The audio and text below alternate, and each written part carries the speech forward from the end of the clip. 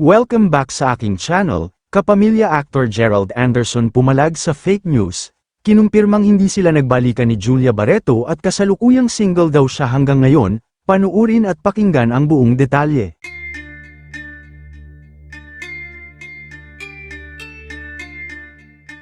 Hanggang ngayon nga ay marami pa rin ang naniniwala na nagbalikan na ang Gerald na sina kapamilya actress Julia Barreto at kapamilya actor Gerald Anderson. Lalong-lalo na ang fans ng Gerald na paniwalang-paniwala na maayos na ulit ang dalawa, at akala nila ay tuloy na ang kasal ng dalawa dahil engaged na daw sila. Pero yun ang pagkakamali ng Gerald fans, dahil ang balitang nagkabalikan na si Gerald at Julia matapos maghiwalay ay wala palang katotohanan, at ang lumutang na ulat kamakailan, na magkasama daw ang Gerald sa unang gabi ng burol ng tiyuhin ng aktres na si Mito Barreto, 2 buwan na ang nakalipas.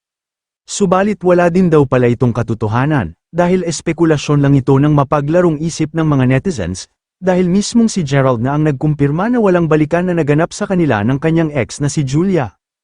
Pinabulaanan din niya na nagkita sila ni Julia kamakailan sa burol ng tiyuhin nito na si Mito Barreto.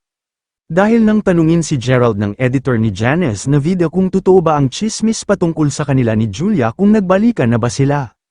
Sagot ni Gerald, single po talaga ako ngayon, maraming balita na I think responsibilidad ng publiko na alamin o kung ano yung fake news at kung ano ang totoong news, hindi lang po sa industriya ng showbiz kundi sa lahat.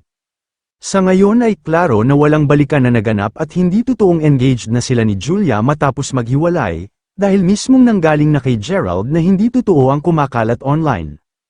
Gayunman, may ilang fans naman nila na umaasa pa rin na sana magbalikan pa sila at magawan pa ng paraan. Pero base nga sa mga sinabi ni Gerald ay mukhang wala na talagang pag-asa, pero sa kabila nito, ay mukhang masaya naman ang aktor sa pagiging single at mukhang focus muna ito sa kanyang career sa showbiz. Kayo mga ka-showbiz, anong masasabi nyo sa ating showbiz topic ngayon? Kung may opinion kayo ay magkomento lang kayo sa aking comment section. At syempre kung bago pa lang kayo sa aking channel ay mag-subscribe na kayo para lagi kayong updated sa mga showbiz trends na ina-upload ko. Maraming salamat po.